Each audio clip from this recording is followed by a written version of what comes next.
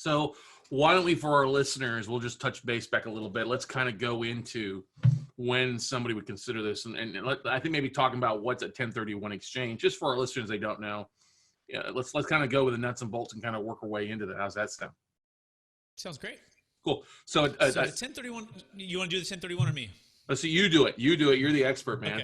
Okay. All right. So the 1031 exchange is part of the tax code, the IRC section 1031, and it allows someone to buy an investment property and then sell that investment property. And if they have a gain, they can buy another investment property. Essentially, you're trading up. There's certain rules you have to follow: equal or greater value. You have to identify within 45 days, close within 180 days.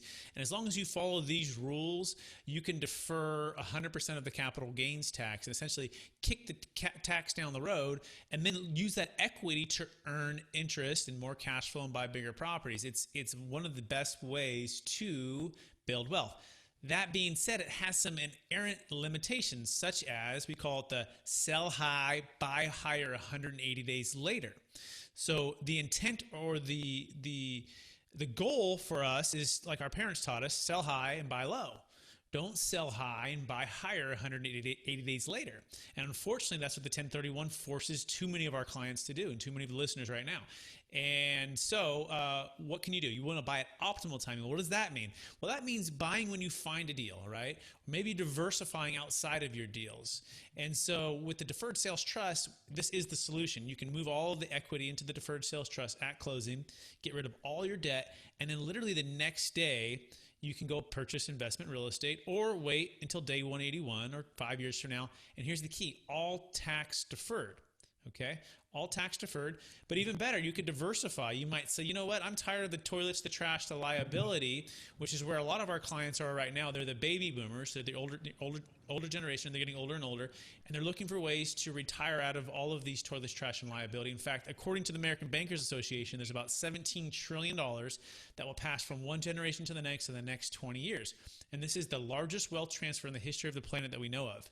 And it's by the baby boomers. And the American Bankers Association has found that there's about 77 million in the U.S. alone. And every single day, about 10,000 of them are turning 65. And they've built wealth for 20, 30, 40, 50 years. And they are tired of the toilets, the trash, the liability, but they can't stomach paying 30 to 50% in capital gains tax and depreciation recapture upon the sale. So what do most of them do? Well, a lot of them will just hold on. They'll hold on to their business. They'll hold on to their real estate. They held on from the '08 crash, and they're backing up again. But they feel trapped because they don't want to sell and trade what I like to say, a deal story. Peter, he sold an apartment complex in Sacramento about a month and a half ago, and he sold his property for $1.75 million. He's a baby boomer. And he said, Brett, I didn't want to trade my 18 units for 36 units. In other words, I didn't want to trade 18 problems for 36 problems. I've done this all my life. I'm tired of this. He goes, I just want to be out of debt. I love that. I want to be out of debt. I want to be tax deferred, and I don't want to have to deal with any more evictions, tenants, toilets, or trash. And he goes, Brett, this is the first time anyone's ever brought this to me, and he loves it, right? And he closed the deal, and he's very happy. He goes, I've never had so much time and energy. So back to the baby boomers, they're struggling with this, and some of your listeners may not know, but basically a business sale, it doesn't qualify for a 1031. You can't sell a business and move into unlike kind real estate. It doesn't work. So most people just sell businesses and pay tax. So that's the first most obvious candidate for this. If you have a business, if it's worth $1 million or more, if you have tax of let's say $500,000 of liability or so, then you want to talk to us, okay, and at least consider it. The second one is the high-end primary homeowner. If you live on the coast or maybe you have farmland or a big property on a big piece of land, we can use it for that. The 1031 doesn't work for that.